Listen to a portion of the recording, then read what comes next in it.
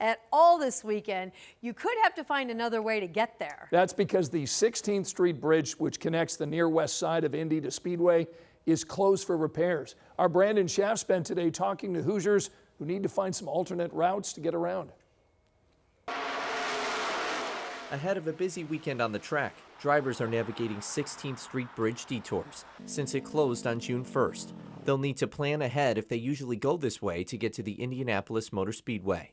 Kevin Moore lives on the west side and says while locals must now find new routes, he understands why the bridge needs repair work. It's going to be a long-term benefit. I mean, that bridge was pretty much overdue to be redone.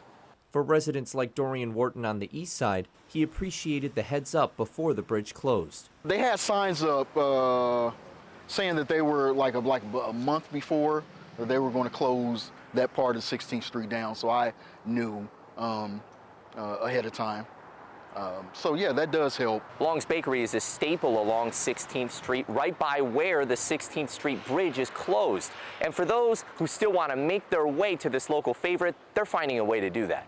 Long's Bakery still has a steady flow of customers coming in to buy their favorites on the menu. Wharton expects them to keep coming, especially since some people don't need to cross the 16th Street Bridge to get here. That's just for people like me coming from that side of town. Here, it's still here, and you can avoid, you don't even have to go that far. So, you know, it's still going to get business either way. Down the street in Speedway, race fans will make their way to IMS for the Brickyard 400 this weekend. Moore worked at IMS as a teenager in the 70s and knows how many people have relied on 16th Street for decades as a main thoroughfare to the track. Even though the bridge is closed, he says people will find a way there. Be an inconvenience, obviously, but I don't think it'll be a big problem. People who want to come to the race are coming to the race.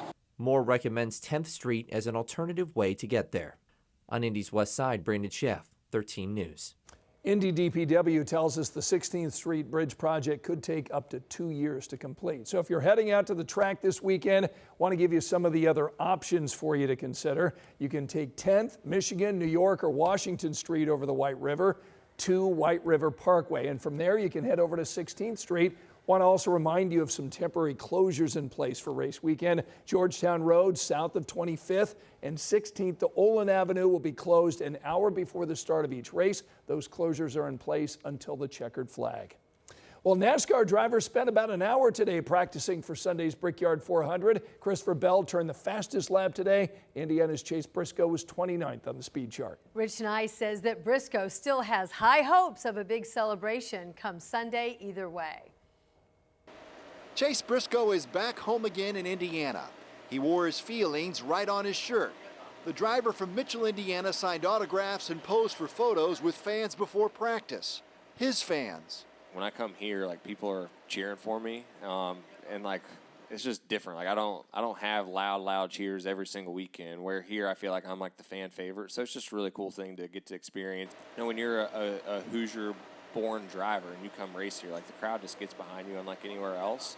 Chase Brisco won a race at the Indianapolis Motor Speedway in the O'Reilly Series, but that was during the COVID year, and his family and friends could not even be here to celebrate. He would love to put this car in victory lane, and he says the celebration would be massive. I'm doing it all. I'm climbing the fence, kissing the bricks. I'm going in the grandstands. I mean, it might take them an hour and a half just to get me to victory lane. So, yeah, I'll be doing all of it. Yeah, hopefully it happens. It'll be entertaining. But this Hoosier driver, unlike his idol Tony Stewart, has no plans to ever race the Indy 500 Coca-Cola 600 double on the same day. I love the Indy 500. The whole month of May, like, I watch every practice. You know, obviously tune into qualifying and the race too. And I don't know, for whatever reason, I think I'll just be the first one to admit I'm not man enough to do it. But Chase would love to be the man at the Brickyard. At the Speedway, Rich Knight, 13 News. This is just the start of a busy weekend at the Speedway. Tomorrow, the top young stars of NASCAR take to the track for the Pennzoil 250. The gates will open 11, qualifying at noon, all leading up to the race at 4. Sunday's the Brickyard. The gates open at 10. The green flag waves at 2. And the weather for this weekend, it's Brickyard weekend, so when you know we're heating things back up, we're forecasting highs on Sunday for the race between 85 and 90 degrees. Hot, humid, can't rule out a pop-up storm. Gates open with temperatures in the mid-70s, and then for the green flag around 86 degrees, eventual high temperatures in the upper 80s.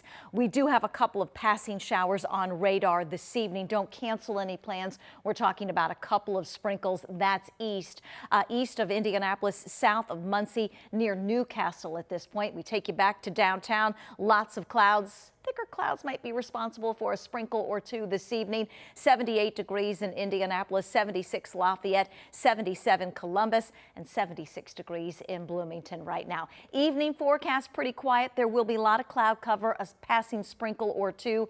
Evening temperatures in the 70s. Overnight numbers in the upper 50s and low 60s. We'll start the weekend with highs tomorrow in the low 80s. And as I mentioned, for the Brickyard on Sunday, hot, humid, takes the sunscreen and some extra water for Sunday.